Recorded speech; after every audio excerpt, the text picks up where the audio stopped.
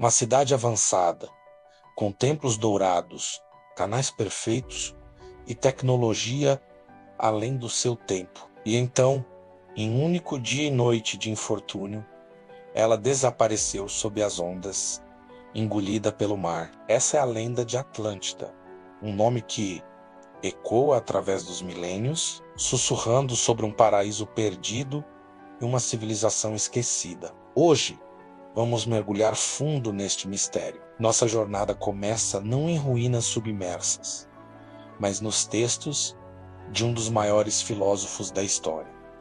Platão, nos seus diálogos, Timeu e Crítias, escritos por volta de 360 a.C., que encontramos a primeira e única descrição detalhada de Atlântida. Platão não a apresenta como um mito, mas como uma história real, contada a seu ancestral Solon por sacerdotes egípcios. Ele descreve Atlântida como uma potência naval formidável, localizada além das colunas de Hércules, o que hoje conhecemos como o Estreito de Gibraltar. Era uma ilha maior que a Líbia e a Ásia juntas, governada por reis de linhagem divina, descendentes diretos de Poseidon, o deus do mar. Segundo Platão, a ilha principal era um prodígio da engenharia. Anéis concêntricos de terra e água se alternavam, criando uma capital perfeitamente fortificada. Uma ponte ligava o anel central, onde ficava o palácio real, e o templo dedicado a Poseidon e sua esposa, Clito. Este templo, dizia-se, era coberto de prata, com pináculos de ouro que brilhavam sob o sol. A cidade transbordava de riquezas, metais preciosos, madeiras raras e uma abundância de vida selvagem, incluindo elefantes. Os atlantes eram mestres da agricultura e da metalurgia. Eles possuíam um exército poderoso e uma frota naval que dominava os mares. A descrição é tão vívida, tão precisa, que nos leva a questionar: seria tudo isso apenas uma invenção de Platão? Uma alegoria para discutir o estado ideal versus a corrupção do poder? Ou ele estava registrando uma história real, uma memória ancestral de uma catástrofe que abalou o mundo antigo? A descrição de Platão termina abruptamente. A arrogância dos atlantes cresceu junto com seu poder. Eles tentaram conquistar Atenas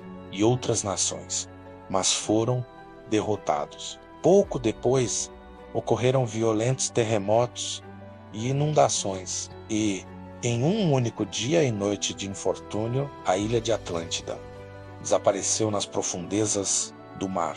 E assim começou a busca por séculos. Exploradores, historiadores e sonhadores procuraram por vestígios dessa civilização perdida. Onde ela poderia estar? As teorias são tão vastas quanto o próprio oceano. Muitos acreditam que Atlântida estava no Oceano Atlântico, como o próprio nome sugere.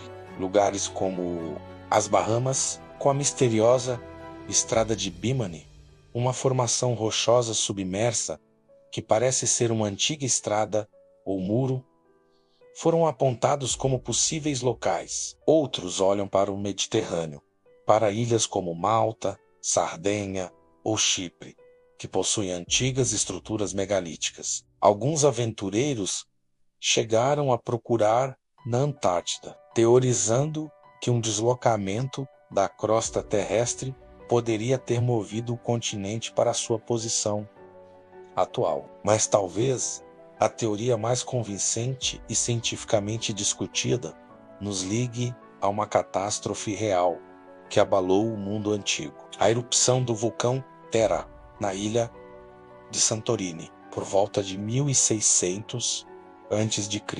Uma das maiores erupções vulcânicas da história humana ocorreu no mar Egeu, a ilha de Thera. Lá, da avançada civilização minoica, foi devastada. A explosão centenas de vezes mais poderosa que uma bomba atômica.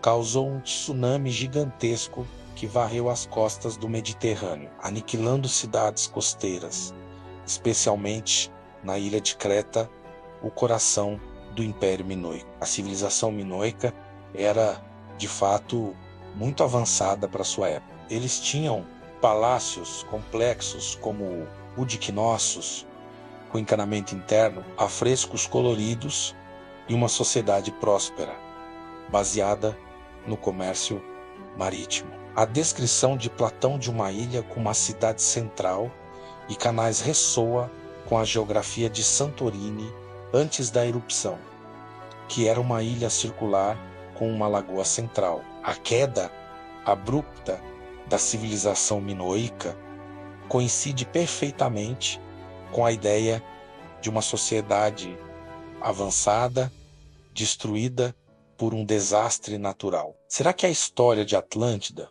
contada a Solon pelos egípcios, era, na verdade, uma memória distorcida da destruição da civilização minoica? Os egípcios tinham registros comerciais e diplomáticos com os minoicos. A notícia de seu desaparecimento repentino certamente teria chegado ao Egito, tornando-se uma lenda passada de geração em geração, até ser registrada por Platão séculos depois. E as descobertas não param. Pelo mundo, arqueólogos submarinos encontram cidades submersas que alimentam nossa imaginação. Em Alexandria, no Egito, o Palácio de Cleópatra foi redescoberto sob as ondas. Perto da costa do Japão, a estrutura de Yonaguni, com seus terraços e degraus gigantescos, divide opiniões.